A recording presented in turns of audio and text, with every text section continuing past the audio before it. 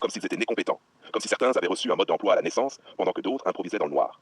Pourtant, derrière chaque personne impressionnante, il y a un ancien débutant, quelqu'un qui tremblait, quelqu'un qui se sentait ridicule, quelqu'un qui ne savait même pas par où commencer.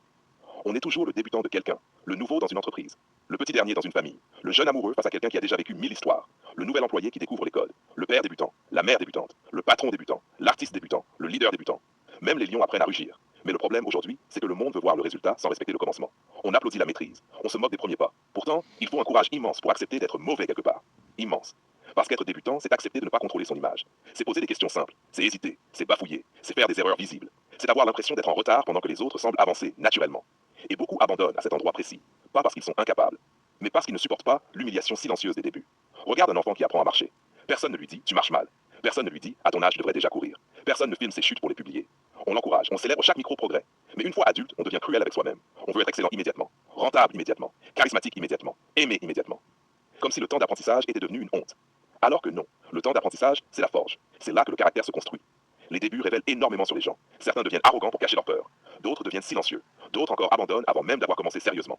Et puis, il y a ceux qui acceptent d'avoir l'air maladroit un moment pour devenir solides plus tard. Ceux-là deviennent dangereux avec le temps, parce qu'ils ont compris quelque chose que beaucoup ignorent. La compétence est souvent une accumulation de petites humiliations supportées avec patience.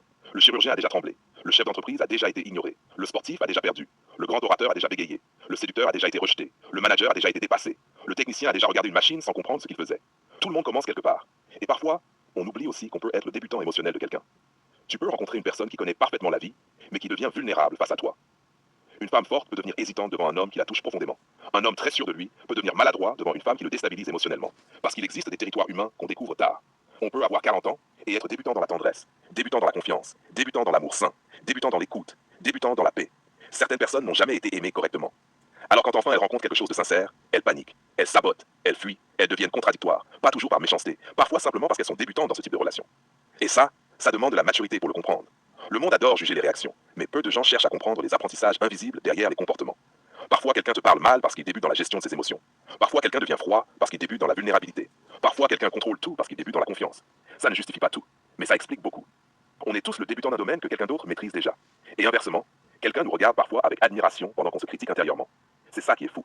Tu peux être perdu dans un domaine et être une source d'inspiration dans un autre sans même t'en rendre compte. Le maçon impressionne le cadre impressionne l'artiste impressionne le sportif impressionne le professeur. Et chacun pense secrètement, moi je ne suis pas assez, alors que tout le monde doute en silence. Le vrai piège aujourd'hui, c'est la comparaison permanente. Les réseaux montrent des gens déjà arrivés, rarement les années de solitude, rarement les essais ratés, rarement les nuits de doute, rarement les débuts ridicules. On voit le sommet, pas l'escalier. Alors certains refusent de commencer. Mais il y a une vérité simple. Les gens que tu admires aujourd'hui ont souvent continué à avancer pendant que d'autres abandonnaient à cause de leur ego. Accepte d'être débutant, accepte les regards, accepte les erreurs.